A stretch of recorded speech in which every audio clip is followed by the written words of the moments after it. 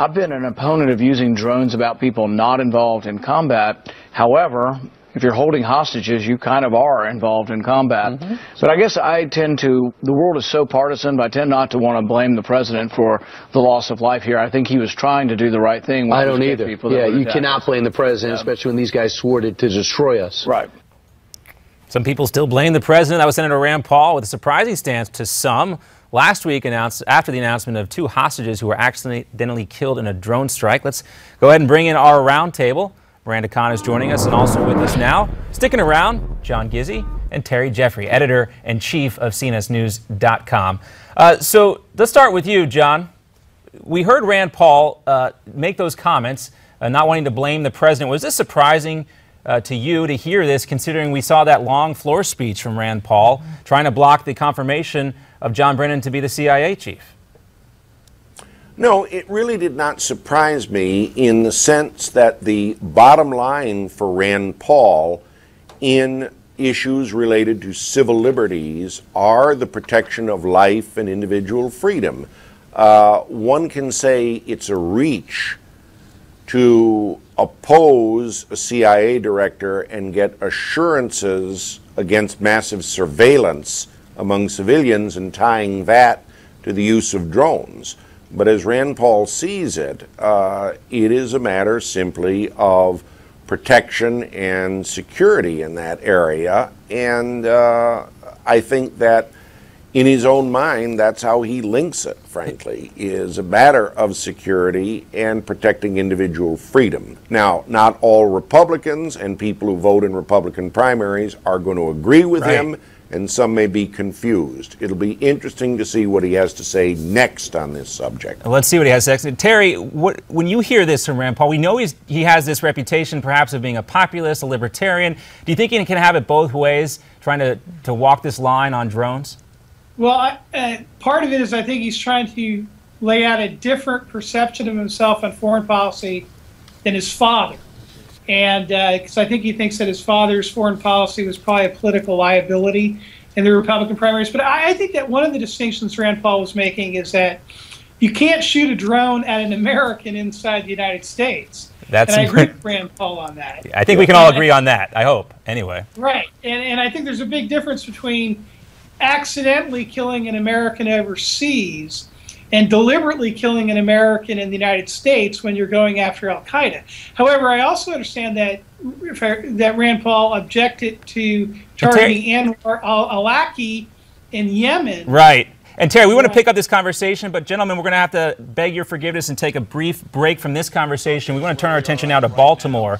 We have a news conference in progress. Let's listen in. This is Police Captain Eric Kowalczyk, I believe, talking. Let's take a listen. Of those 35 arrests, 34 were adults and 1 was a juvenile. We have a small protest right now. It is very peaceful in the 100 block of East Baltimore. It is reflective of what we saw yesterday with very peaceful activity and what we are used to seeing in the city of Baltimore. There's also a small group of people that are gathered at North Avenue and Pennsylvania Avenue. Again, that is peaceful as well, and we expect it to continue to be. We are currently monitoring school dismissal. We have resources staged throughout the city to be able to respond if there should be any incident. And again, we're asking everyone to remain peaceful, as we have seen over the last 24 hours, and we will be watching that. I want to bring you up to date on what has become a little bit of a story this morning and talk to you about the arrest charging process, how that's working, and where we are at in that process. There were 209 arrests that were made in the initial Monday afternoon into Monday night incidents.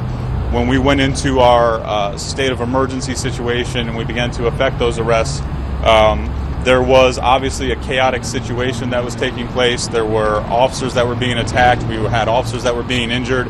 And clearly we had destruction of property and other acts of violence that were taking place throughout the city. So our officers, as you've heard us say, moved quickly to effect arrests, to preserve the public peace, to make sure that everyone could be safe. It was a chaotic situation, so where we are today is that of those initial arrests, 111 people are still awaiting to be charged through the administrative process. So I want to be clear here. These were lawful arrests that were effected during the course of a protest, during acts of violence, during attacks on our police officers and other people. There are 111 people that are waiting still to be charged. If we are not able to meet the 48-hour window that we have to charge them in, they will be released. We do not want to violate anyone's constitutional rights. What we will do after the fact, and as we have been promising, is stand up an investigative team, go through the vast amount of video evidence that we have, through all of the information that is on social media, and we will file appropriate charging documents at a later date if we have to do that. Our team is working to identify officers that were involved in the arrest and get these charges done before we hit that 48-hour window. So that you understand the complicated nature of that, in order to criminally charge someone, we have to have the witnessing officer, we have to know the location and the time. They have to fill out a document that details the probable cause for the arrest. As you saw Monday night, as most of you were here recorded, it was a very chaotic situation. There was a lot of moving activity, and our officers moved very quickly to preserve the public peace, and the administrative portion is something that we're still working through. I know there's been a lot of questions about that this morning. We wanted to walk you through that process. Again, throughout the course of the day, we will be doing briefings every hour and a half as events unfold, so we can try to keep you updated. I'll take a couple questions. What is the specific of the dismissal plan? For the schools. So we have resources staged throughout the city. Obviously, we're monitoring social media. We have extensive. Okay, there we go. That was Baltimore Police Captain Eric Kowalczyk talking about some of the arrests and the processes being used to try and charge the people who were caught on camera looting some of these stores. The task ahead of them. They said they have 111 people that still haven't been charged, that they only have a 48-hour window. Several officers were involved, and it's going to take time. And if they're not able to meet that 48-hour window, they will have to release those particular individuals. Right. A lot of details there about police process. But let's go ahead and bring our panel back in. Do we have our panel still with us? Okay. Yep. John, there we go. John Gizzi and Terry Jeffrey still with us. Quickly, guys, I want to get your take on the blame game that's being talked about a lot. A lot of attention addressed towards the governor of Maryland, Larry Hogan, and to the mayor of Baltimore. I will say this is... Even the past mayor. Well, Martin O'Malley, of course, that goes without speaking. But the mayor very quick to defend his response with the National Guard.